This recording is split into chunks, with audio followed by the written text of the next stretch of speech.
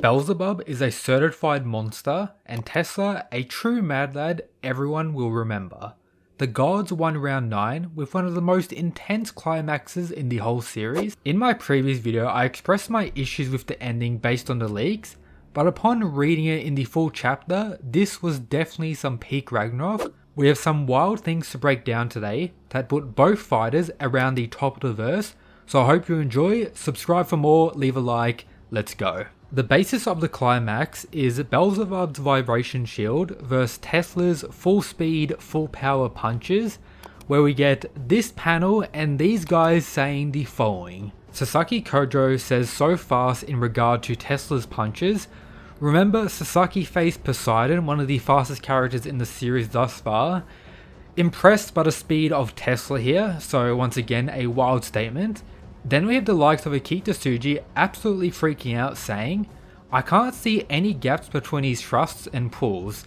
So pretty much blitzing the likes of Akita, and look at Sasaki's face as well, he is also shocked. So Tesla's speed in this situation cannot be disregarded, probably amongst the highest in the whole verse, especially considering that this is post-fight Sasaki, someone who got a buff on this level who was able to completely surpass the likes of Poseidon, and he's praising Tesla here, so a crazy panel. We also got this from Jack the Ripper. This is once again a praise for Beelzebub's defensive measures. If you remember the original panel explaining Beelzebub's divine weapon, it's this, with it claiming that not even Thor's hammer can get through it, and this reinstating that this shield is probably the best in the whole series. And now that you have that in mind, we see Beelzebub and Jack pointing out that he's kinda struggling with defending against Tesla's blows at this point. It doesn't actually break through the shield, but he is definitely struggling. So Tesla's strikes are not just some of the fastest we've seen in the verse, they may be some of the strongest as well. So Tesla kinda busted at this point. Now the flow of the fight is going like this. Tesla is continuing his punches over and over again, and all Beelzebub can do at this point is defend. However, he is not able to break through Beelzebub's shield. We have a returning trend for most Record of Ragnarok fights, where the climax turns out being a war of attrition, meaning which one of the two has more willpower or stamina, and of course we get to see that it's Beelzebub in this regard, for reasons I'll explain shortly. However, first, take this panel which has some crazy statements.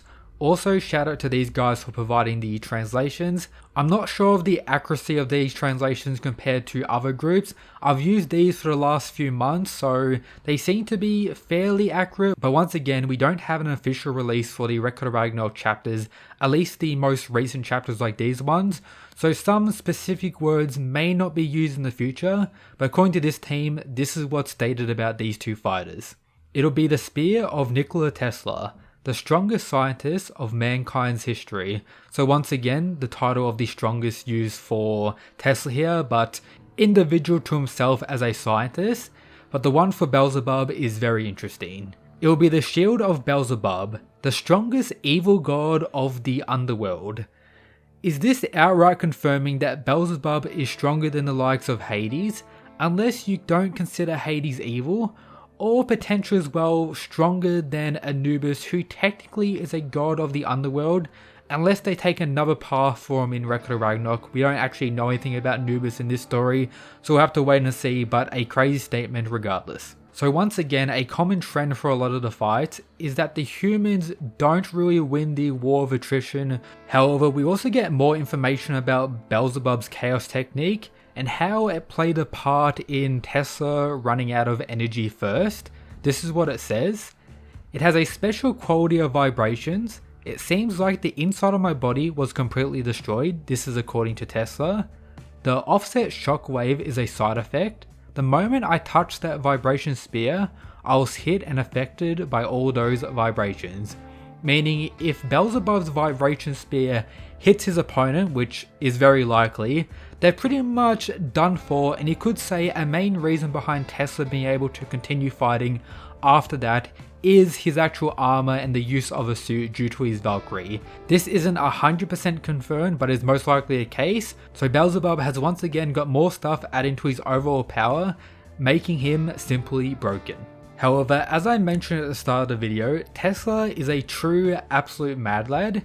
He used his teleportation technique once again, however this time to counter Beelzebub's vibration shield was to teleport his arm, with Tesla evolving his ability mid-fight. This even shocks the likes of Zeus, who says, "What a man," so praise from potentially the strongest character in the whole series for Tesla here. Man is truly goated. Teleporting one strike from behind Beelzebub and then the other strike from the front. This was almost Tesla's victory move if it wasn't for one thing.